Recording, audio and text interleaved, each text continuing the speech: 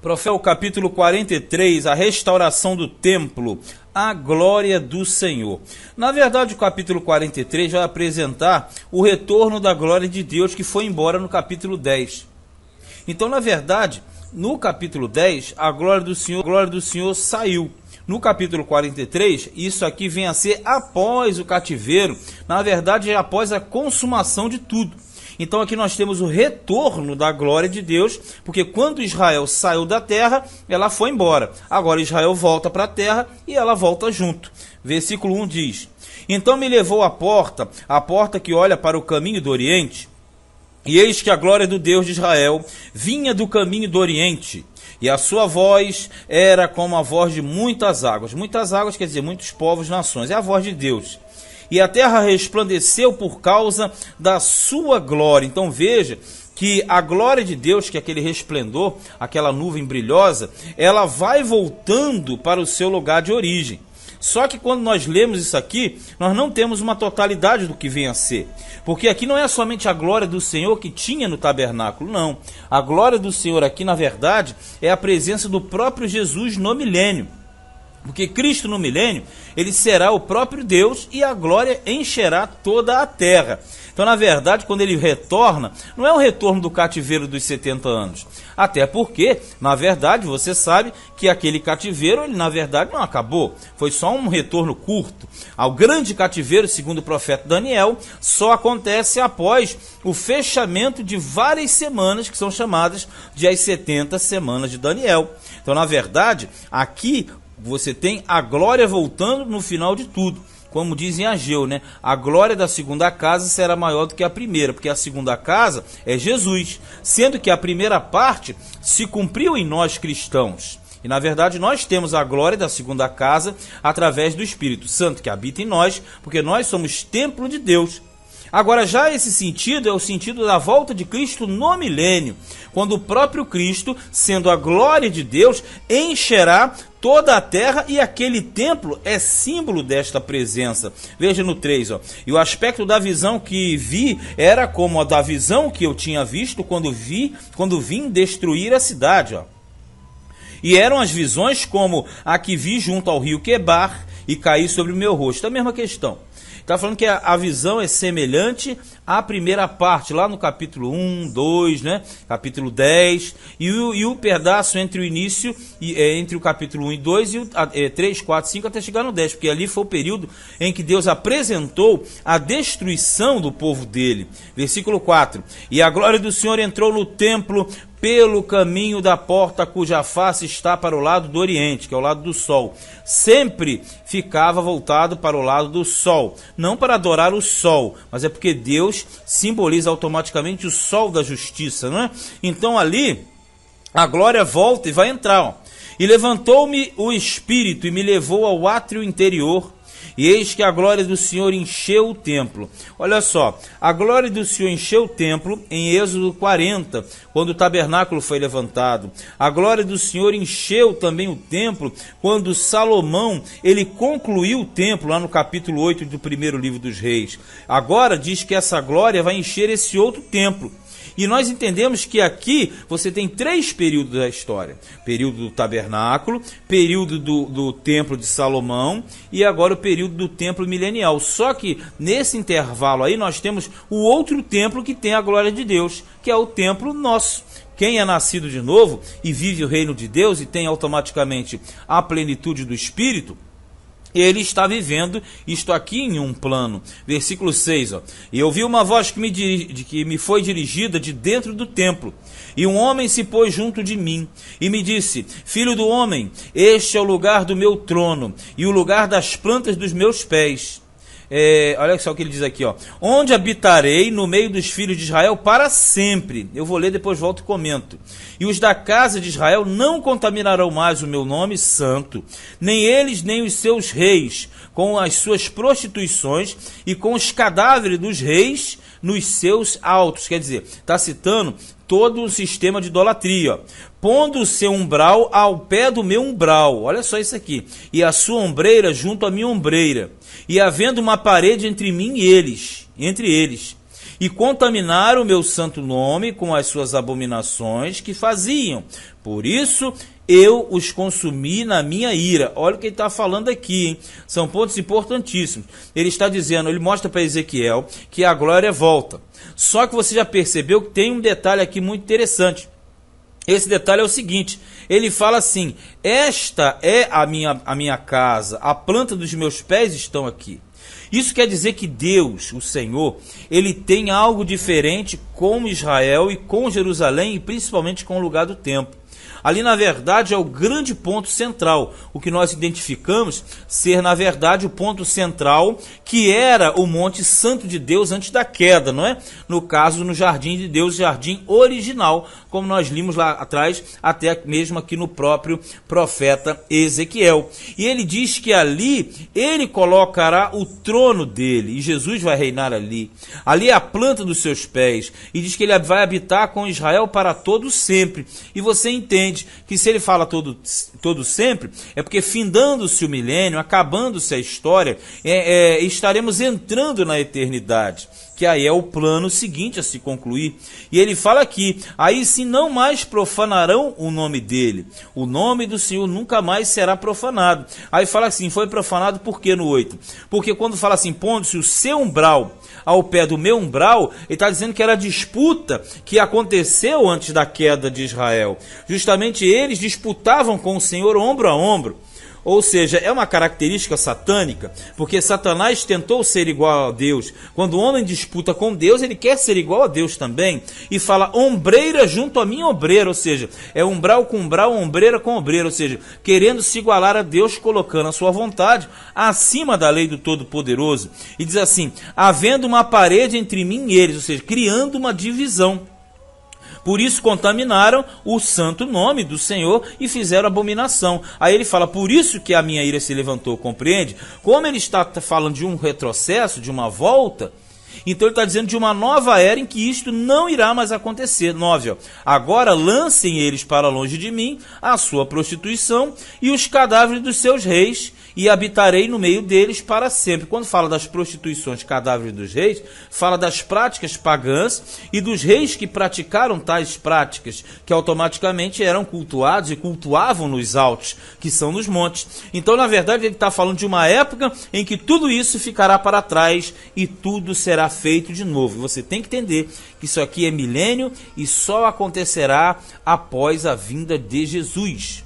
A partir do versículo 10, nós temos a restauração do templo, o altar dos holocaustos. Lembrando que tudo que é ligado a holocausto, a sacrifícios e etc., na verdade são atos que para nós já foram cumpridos em Cristo Jesus. E que no milênio não haverá a mínima possibilidade de existirem sacrifícios de sangue, holocausto, essas coisas assim.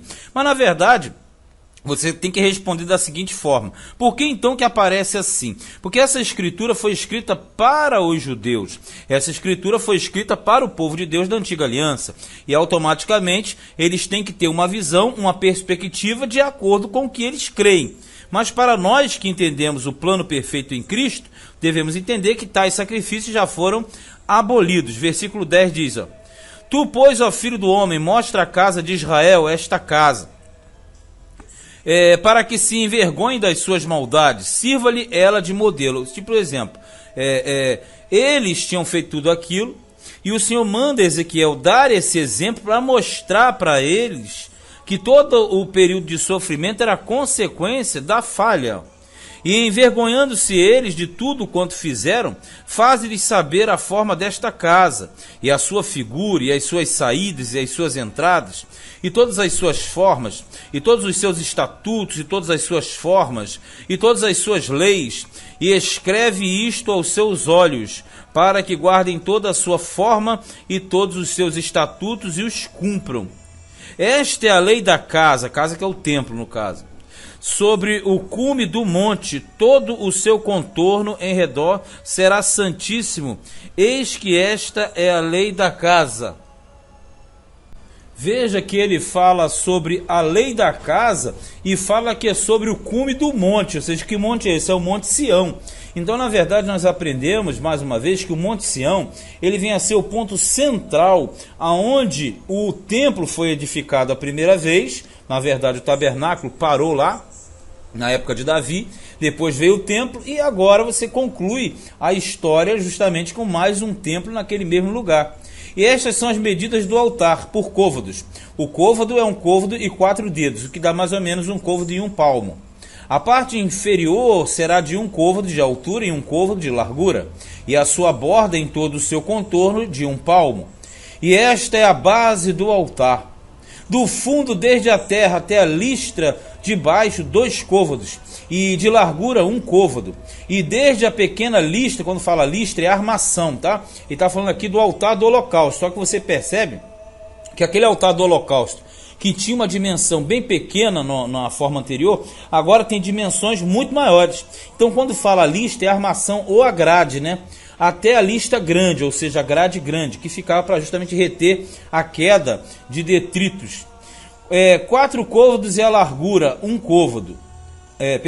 4 côvados e a largura, 4 côvados e a largura, 1 côvado. E o harel de 4 côvados. Quando você lê harel, leia altar. E desde o Ariel, quando você lê Ariel, você leia fogueira ou trempe, tá? Fogueira ou trempe. Até cima.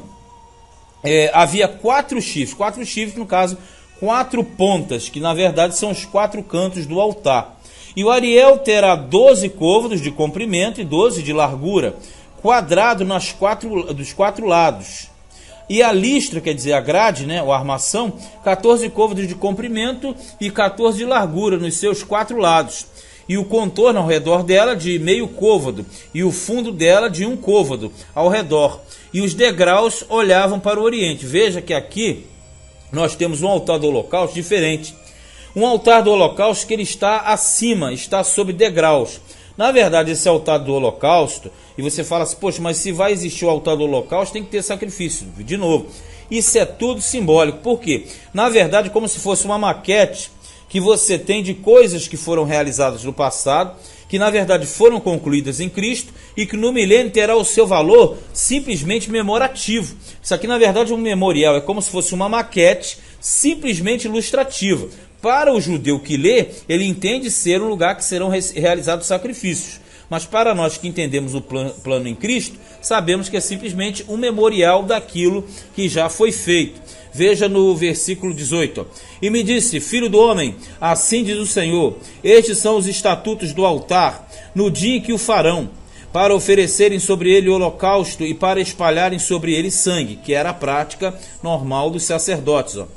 E aos sacerdotes levitas, que são da semente de Zadok, que se chegam a mim, diz o Senhor, para me servirem, darás um bezerro para expiação do pecado. Veja, é citado levitas e Zadok. Zadok sempre é o símbolo do sacerdócio fiel, assim como Davi é símbolo da realeza fiel, porque Zadok entrou no lugar da casa de Eli, após a morte de Abiatar, ou seja, quando Abiatar saiu de cena, melhor dizendo. 20. E tomarás do seu sangue e os porás sobre os seus 4 ângulos. 4 ângulos quer dizer, os 4 cantos, que é a purificação das pontas do altar, como era o padrão antigo, né? E nas 4 esquinas das listras e no contorno ao redor.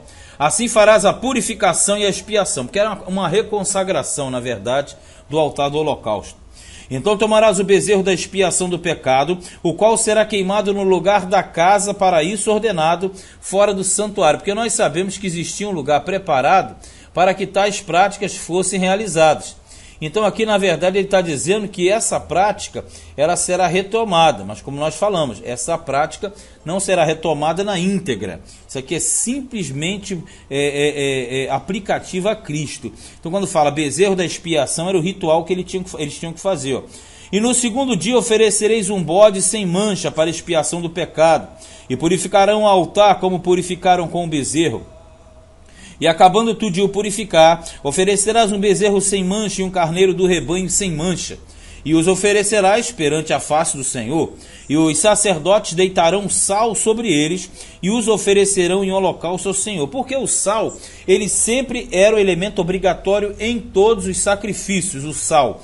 E simbolicamente o sal era símbolo de preservação, de aliança eterna. Então as passagens lá atrás diziam que nunca falte o sal do seu Deus nas suas ofertas, né?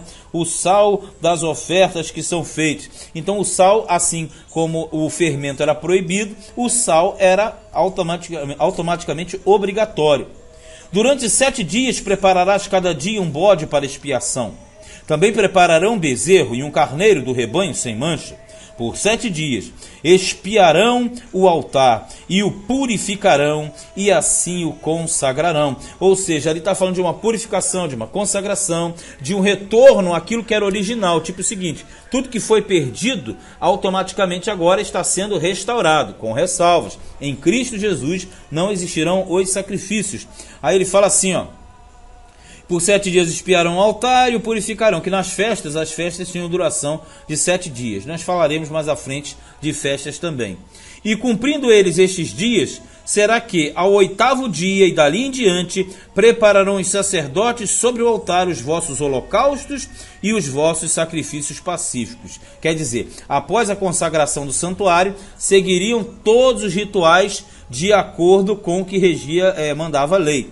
E eu me deleitarei em vós, diz o Senhor. Quer dizer, aí o Senhor vai ficar alegre com o povo dele. Para fechar esse assunto, você tem que marcar, sempre quando você pegar sacrifícios, os sacrifícios foram suplantados em Cristo. Tudo que você tem no milênio é reunido em Cristo. Todas as festas, nós falaremos à frente, têm o poder memorativo e não sacrificial. Como é que é isso? Quando o elemento vai a Cristo, ele automaticamente obedece nas datas e nas festas que nós veremos. Quando o elemento vai a Cristo e reconhece pela obediência, eles já estão cumprindo a lei dos holocaustos, que foi, na verdade, subtraída por Cristo para si. Jesus foi o Cordeiro de Deus que tirou o pecado do mundo. Esse pecado do mundo tem a sua plenitude justamente no milênio, quando ele subtrairá para si todo o sistema em um só modelo, um só sacerdote, um só sistema. Nós falaremos disso mais à frente. Acabamos mais um capítulo grande de Ezequiel, Ezequiel capítulo 43.